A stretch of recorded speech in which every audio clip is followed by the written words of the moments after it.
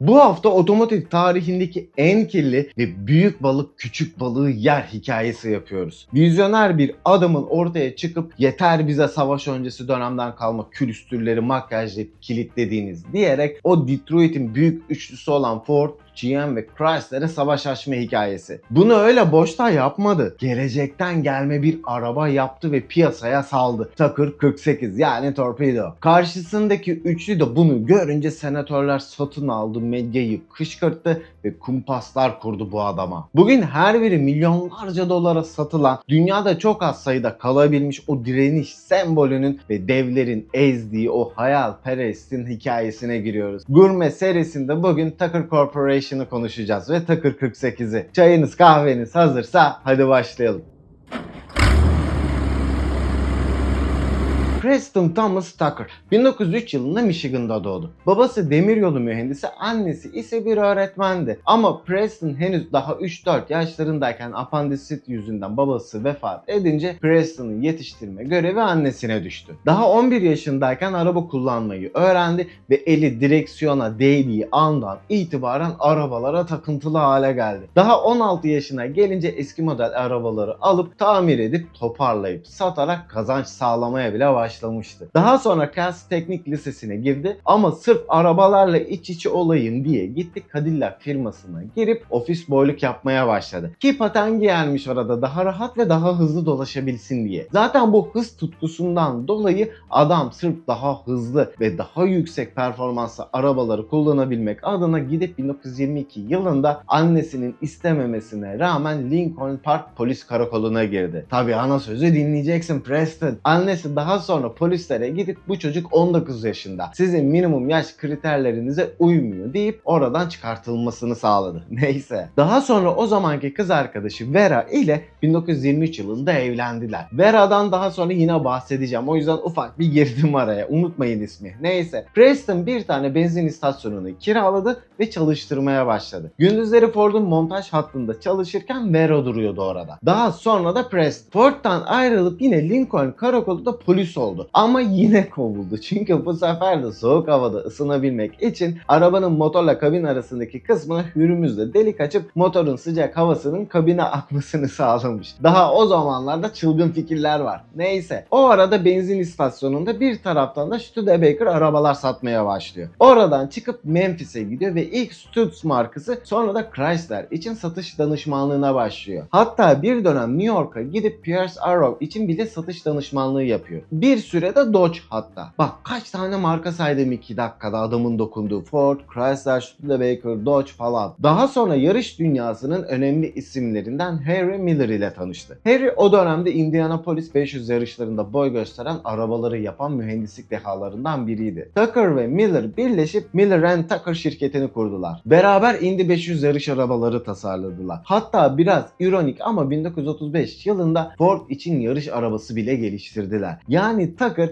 ileride kapışacağı o büyük markaların nasıl çalıştığını, mühendisliklerini falan daha o yıllarda içeriden görme şansı bulmuştu. Sonra geldi 2. Dünya Savaşı. Preston da fırsatı görüp Tucker Tiger adında zırhlı bir muharebe aracı tasarladı. Araç zamanı için çok iyiydi. Miller'ın modifiye ettiği Packard V12 motoru vardı ve asfaltta 161 kilometre, arazide ise 120 kilometre hızı çıkabiliyordu. Bir tane prototip yaptılar ama Preston anlaşmayı yapamadan Almanlar Hollanda'yı işgal edince yattı tabi. O da Amerika Silahlı Kuvvetleri'ne satmayı denedi. Ama ordu aracın çok hızlı olduğunu düşündü ve o sırada başka araçlara yatırım yaptıkları için pek yanaşmadılar. Ama üstündeki 360 derece dönebilen Tucker turret'i çok mobil ve başarılı bulup sadece onu satın alıp B-17 ve B-29 bombardıman uçaklarına bile koydular. Ama asıl güzel detay şu: Harry Miller daha sonra bu aracın tasarımlarını alıp American Bentham fabrikasına gidip orada ilk Jeep'in geliştirilmesine dahil oldu. İlk Jeep'in ortaya çıkışında bizim Preston'ın parmağı var diyebiliriz sanırım. Neyse. Savaş bittiğinde Preston Tucker uçak mühendisliğiyle bile haşır neşir olmuş, hala hız tutkunu olan ve cebinde biraz da sermayesi bulunan bir adamdı ve büyük hayalleri olan. Zaten savaş bittikten sonra da Amerikan halkının cebinde harcayacak parası vardı ve yeni arabalar almak istiyordu. Amerika'daki hot rod ve sokak yarışlarının yavaş yavaş yavaş filizlenmeye başladığı dönemde. 1955'te vizyona giren James Dean'in Rebel Without a Cause filmini hatırlayın. Neyse işte ama Detroit'in büyük üçlüsü Ford, General Motors ve Chrysler fabrikalarını savaş sonrası sivile döndürürken risk almak istemediler. Ve 1941 yılından kalma o eski tasarımları sadece çamurluklarını ve ızgaralarını biraz değiştirip yeni araba diye yüksek rakamlara satmaya çalıştılar. Bizim adam ise artık iyice şişti ve masaya yumruğunu vurdu yeter deyip ve 1946'nın sonlarına doğru Preston yarının arabası bugün deyip yeni projesini duyurdu. Aracın adını ilk Torpedo koymuşlardı tasarımın hitaben. Ama sonra hem savaş zamanını andırmasın hem de çıkacağı yıla da gönderme olsun diye Takır 48 olarak değiştirdiler. Bu uzay gemisinden hallice arabayı tasarlamak için Alex Tremulis'i çağırdı. Tam nokta atışıydı bu adam. Çünkü ilerleyen yıllarda Ford X2000'i, Seattle 21'i tasarlayacak. Hatta 1960'larda Boeing Dinosaur'un fikir babası bile olacaktı. Adamın torpedoyu tasarlarken vizyonunu anlamak adına iyi detayda gireyim dedim. Neyse. Tasarımı sadece 6 gün gibi bir sürede hazırlayıp ilk kill modeli yaptılar. Ortaya çıkan şey zamanının arabalarının yanında tam bir uzay gemisi gibi duruyordu. Şimdi romantik bir detay gireyim araya. Vera demiştim hani eşi. Preston karısına kör kütük aşıktı. O dönem Vera'nın çok beğendiği ve sürekli giydiği mavi bir elbisesi vardı. Preston alıyor bu elbiseyi götürüyor boya atölyesine. Bu rengi birebir kopyalayacaksınız diyor. Bugün Takır arabalarında ilk akla gelen renklerden olan Waltz Blue yani Waltz mavisi rengi oradan gelir. Neyse. Bir de zaten Preston'un güvenlik takıntısı vardı. O dönemde güvenlik pek de ciddiye alınan bir şey değildi. Özellikle polisken gördüğü trafik kazalarında insanların nasıl can verdiği beynine işlenmişti. Arabaya bakınca ilk göze çarpan da o ortadaki üçüncü fardı. Tam böyle üçüncü göz gibi duran bu far direksiyon kutusuna bağlıydı. Sen viraja doğru direksiyonu 10 dereceden fazla çevirdiğin anda bu ortadaki far seninle birlikte dönüp kör noktayı aydınlatıyordu. İlk 1913 yılında patentlenmiş, 1935 yılında da Tatra T77A ile elektrikli şekilde yapılmış. Yani düğmeyle kontrol ediyordu. İlk direksiyonlu kontrol edilen ise Takır 48'di. 1948 yılında sana adaptif far teknolojisi. Hadi bakalım. Bazı eyaletler en fazla 2 far olabileceğini söyleyip 3 farı yasakladığı için arabanın bagajında bu 3. farın üzerini kapatacak metal bir kapak da koymuşlardı. Güvenlik takıntısı vardı demiştim ya. Ortadaki 3. far bundan geliyordu. Bir de üstüne kazalarda insanların kafasını ön tarafa çarpıp öldüğünü bildiği için ön konsolun üstünü boydan boya kalın ve süngerimsi bir çarpışma pediyle kapladı. Ön camı bile kaza anında içeriye cam kırıkları saçılmasın diye esneyip dışarıya doğru tek parça fırlayacak şekilde tasarlamışlardı. Ayrıca sağ ön yolcu koltuğunun önünde kocaman bir boşluk, bir çeşit güvenlik odası vardı. Dönemde emniyet kemeri fikri yatırımcılarda kemer varsa demek ki araba güvensiz algısı oluşturuyordu. Preston da bunun için süngerle kaplanmış bu boşluğu yaptı. Arabanın arkasında duran canavar vardı bir de. Preston başta kendi tasarladığı 589 kübik inçlik yani 9.7 litrelik bir motor denedi. Ama o motor çalışmadı tabi. Geri vitesi de yoktu. Preston'un da geri vitesi yoktu. O da gitti Bell helikopterlerine motor üreten Air-Cooled Motors şirketini satın aldı. Para var, huzur var. Neyse. Oradan Franklin O335 model 6 silindirli Boxer helikopter motorunu aldı. Mühendisleriyle oturup havayla soğuyan bu motoru su soğutmalıya çevirdi ve arabaya koydu. 166 beygir güç ve 504 Nm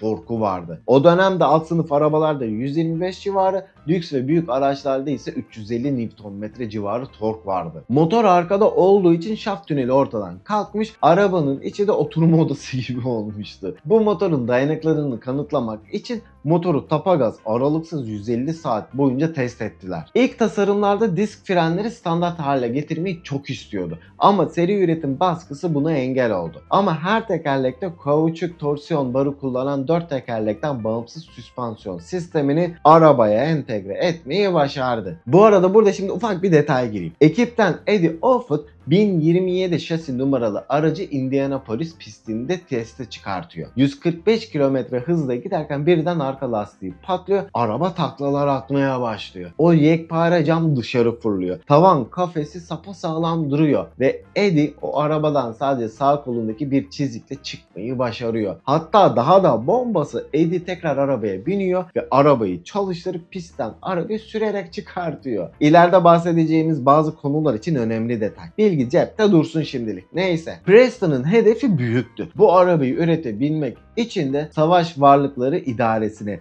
WAA'ye gidip savaş sırasında B-29 uçaklarının motorlarının yapıldığı Dodge Chicago fabrikasını kiraladı. 475 dönümlük arazi üzerine yerleşmiş kocaman bir yerleşkeydi burası. Sonra o gün geldi. 19 Haziran 1947. Tin Goose yani teneke kaz lakaplı ilk prototip tanıtılacaktı. Gazeteci, yatırımcı 3000'den fazla insan toplanmıştı fabrikada. Ama arkası felaket tabii. Prototip çok ağırdı. Sahneye çıkmadan hemen önce süspansiyon kollarından biri kırıldı. Son dakika zar zor bir şekilde ayağa kaldırdılar kaynaklarla falan. Ayrıca o demin bahsettiğim 9.7 litrelik motor prototipi de deli gibi bağırıyor ve suyu kaynatıyordu. Preston'ın sahne arkasında müzik grubuna "Ne duruyorsunuz? Müziğin sesini sonuna kadar açın, daha yüksek çalın" diye bağırdığı söylenir. Ama araba ortaya çıkıp ortadaki far yanıp herkese teker teker baktığında alkış sesleri ve insanların bağırtıları her şeyi susturdu. Yarının arabası önlerinde duruyordu. Tabii arabayı üretmek büyük bir para da gerektiriyor. Bu yüzden Preston halka arz ile toplam 17 milyon dolar gibi bir para toplayabildi. Hatta bununla da kalmadı. Her yere bayilikler sattı ve dağıttı. Üstüne de ileride kendi başına bela olacak bir şey yaptı. Tucker aksesuar programı. Tucker bekleme listesine girebilmek için alıcılar daha arabaları yapılmadan radyo, bagaj ve koltuk kaplamaları satın alabiliyorlardı. Bu da ekstradan 2 milyon dolar gibi bir parayı da kasasına sokmasını sağladı. İşler mis gibi tıkırındaydı. Preston yavaş yavaş seri üretime yaklaşıyordu. Ama bu işleyiş Detroit'in büyük üçlüsünün sinirlerini iyice bozmaya başlamıştı. Öncesinde adamın biri eğleniyor, kimse umursamaz diye baktıkları herif gitgide daha büyük bir tehdit olmaya başlamıştı onlara. Savaş Varlıkları İdaresi aniden hiçbir haklı gerekçe göstermeden Tucker'ın fabrika sözleşmesini feshederek Lustron adında prefabrik ev üreten bir şirkete vermeye kalktı. Preston izin vermedi, bir şekilde haklılığını savunabildi. Ama bu tabii daha başlangıç olacaktı. Daha yeni başlıyor olaylar. Çünkü Preston sırf aksesuar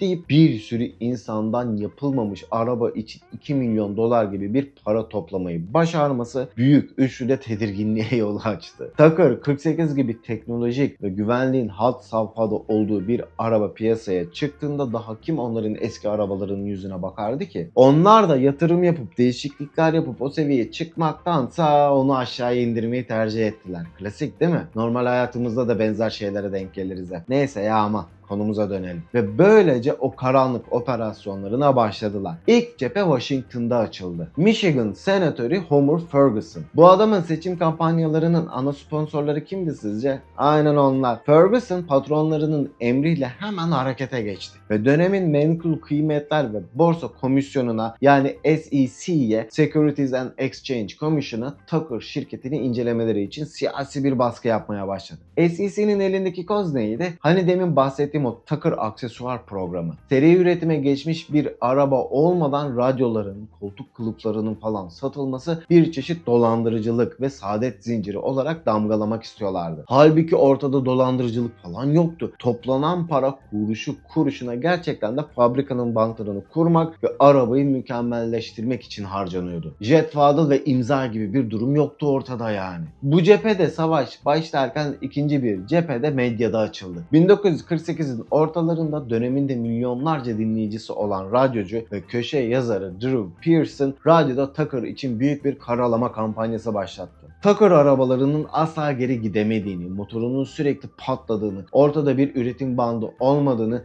ve Preston Tucker'ın halkın parasını çalıp kaçmaya hazırlanan bir sahtekar olduğunu tüm ülkeye bağıra bağıra anlattı. Ama hatırlayın, ilk prototipteki geri vites sorunu yeni helikopter motoruyla ve Ford şanzımanından evrilen Tucker Y1 şanzımanıyla çoktan çözülmüştü. Hatta bir de sonradan 1026 ve 1042 şasi kodlu arabaya konulan Tuckermatic diye bir şanzıman da geliştirmişlerdi. Bunlardan 1042 şasi kodlu olan maalesef günümüzde ayakta değil. Neyse. En büyük yara bu cepheden geldi. Ertesi gün borsa açıldığında Tucker'ın hisseleri bildiğin çakıldı. Bayilik satın alan yüzlerce insan paniğe paniğe kapılıp paralarını geri istemeye başladı. Kredi muslukları da bir anda kapandı. Preston da öyle boş beleş değildi ama. Köşesine çekilip ağlayacak adam hiç değildi. Gitti 15 Haziran 1948'de ulusal gazetelerin hepsine tam sayfa bir ilan verdi. Başlığı otomobil endüstrisine açık mektup. Preston o mektupta özetle diyordu ki beni çizim masasında ve test pistlerinde yenemeyeceğinizi anladınız. Şimdi beni arka kapı siyasetiyle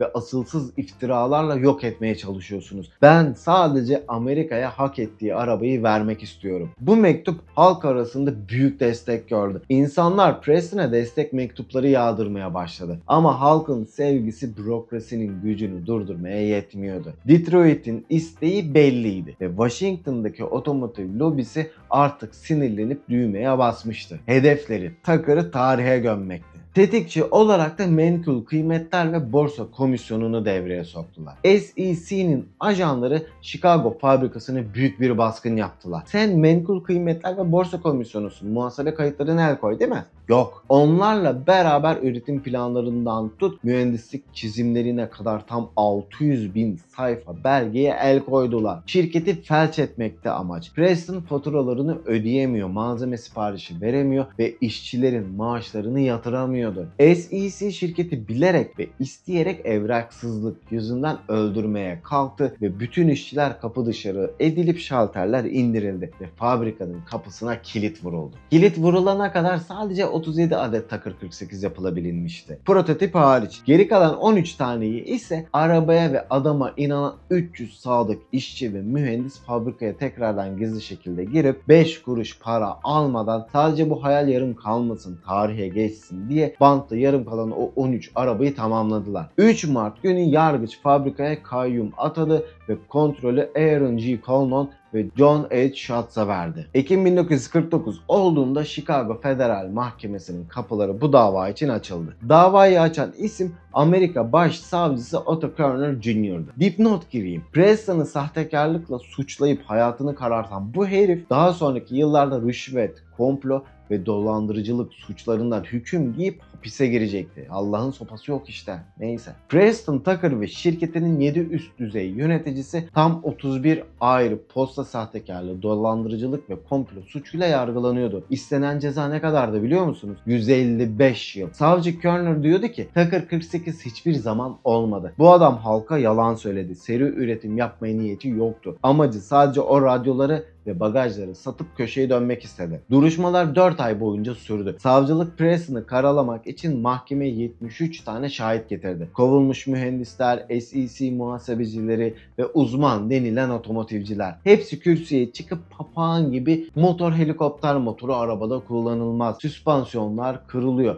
ve bu arabanın geri vitesi yok. Araba güvenli değil diye sayıkladılar. Eddie'nin kazasını hatırladınız değil mi? Neyse. Böyle bir şey yoktu ortada. Ama kimin umurunda ki? At çamuru izi kalsın. Medya her sabah dolandırıcı Tucker'ın yalanları diye manşet atıyordu. Hatta hükümetin yıldız şahidi olan Daniel J. Ehlens eski Tucker vayisi çıkıp şirkete yatırdığı $28.000 kaybettiğini falan söyledi. Ama çapraz sorguda hala kendi Tucker 48'ini kullandığını, arabanın 56.000 kilometrede olduğunu ve hala gayet rahat bir şekilde saatte 140 kilometreye çıkabildiğini de itiraf etti. Ve davanın o kritik noktası geldi. Savcılık 73 şahidini dinletti. İddialarını bitirdi ve söz savunmaya geçti. Preston'ın avukat takımını yöneten William Kirby'di. Millet savunmanın da haftalar süreceğini falan sanarken takımdan avukat Daniel Glasser ayağa kalktı ve o tarihe geçen hamleyi yaptı. Hakime dönüp sakince ortada herhangi bir suç yokken savunma yapmak imkansızdır dedi. Kirby de kapanış konuşmasında gözyaşları içinde jüriye dönüp küçük detaylarda boğulmayı bırakın, büyük resme bakın manasında "Stop picking at the turkey" dedi ve peşinden Tucker ya tamamen insanları aldatmayı istedi ya da tamamen iyi niyette bir araba yapmaya çalıştı ve bu ikisi birbiriyle bağdaşmaz dedi. O Preston'a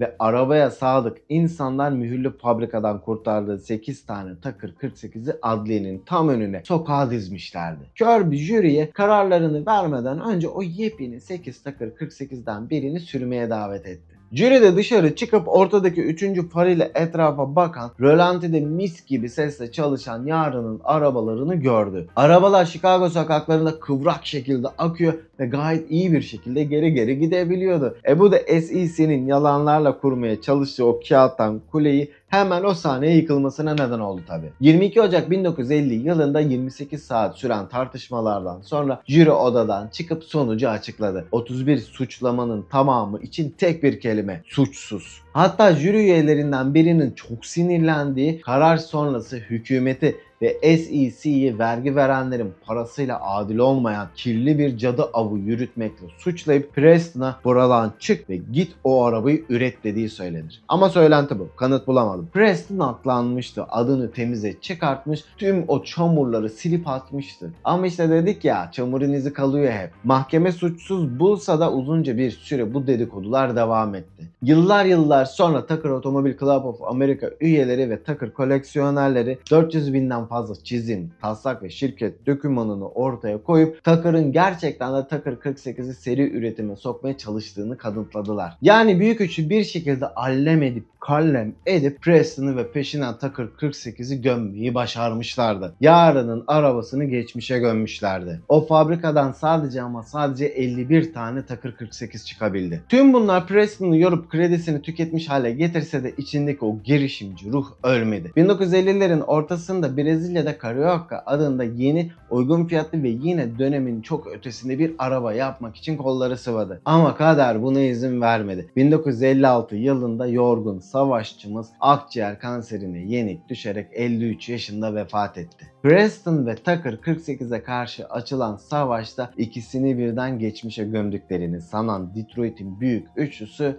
nasıl da yanıldılar ama, değil mi? Sadece 51 adet üretilen Tucker 48 araba olmaktan çıkıp bir sembole dönüştü. Bugün 47 tanesi ayakta kaldı ve özel koleksiyonlarda, müzelerde korunuyorlar. Savcının çöp dediği arabalar bugün açık arttırmalarda 3 milyon dolara el değiştiriyor ve hala tıkır tıkır çalışıyorlar. Hatta bu destansı isyan Hollywood'un dikkatinden kaçmadı tabii ki. Baba filminin yönetmenliğini ve 2 ve 3. filmlerin de yapımcılığını üstlenen yönetmen Francis Ford Coppola bu hikayeyi alıp 1988 yılında Tucker The Man and His Dream, yani Tucker'a bir adam ve onun hayali adında muhteşem bir film çekti. Dipnot vereyim hemen. Coppola'nın babası Carmine Coppola, Preston'a inanan ve ona destek olup Tucker hissesi satın alan ve araba siparişi veren o umutlu insanlardan biriydi. Filmin yapımcısı George Lucas ve Coppola'nın garajlarında gözleri gibi baktıkları kendi Tucker 48'leri duruyor şu an. Hatta 1016 şasi kodlu bir tane Tucker 48 Michigan'daki The Henry Ford Müzesi'nde yer alıyor. Bunun da arkasında harika bir detay var bu arada. Davadan sonra Preston kendisini karalayan Detroit News gazetesine 3 milyon dolarlık bir iftira davası açıyor. Gazetede kendilerini savunabilmek ve arabanın aslında gerçekten de çöp olduğunu kanıtlamak amacıyla 1016 şasi numaralı Tucker 48'i satın alıyor. Ama davaya daha gelemeden Preston kanserden vefat edince dava düşüyor. Gazetenin sahibi olan holding de ellerinde kalan bu arabayı The Henry Ford Müzesi'ne bağışlıyor. Neyse. Düşünsene bir. Eğer o gün o lobi faaliyetleri olmasaydı,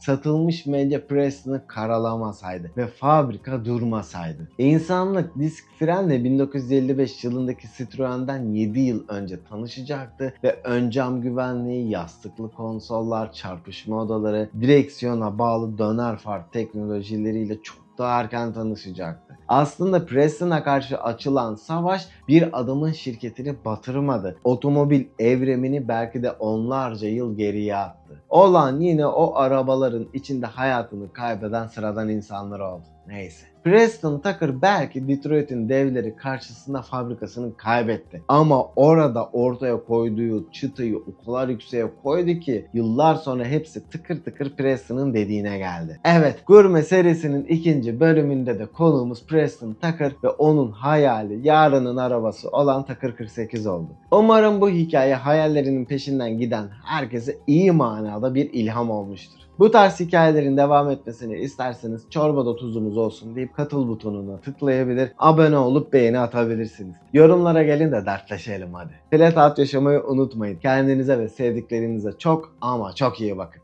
Sonra görüşürüz.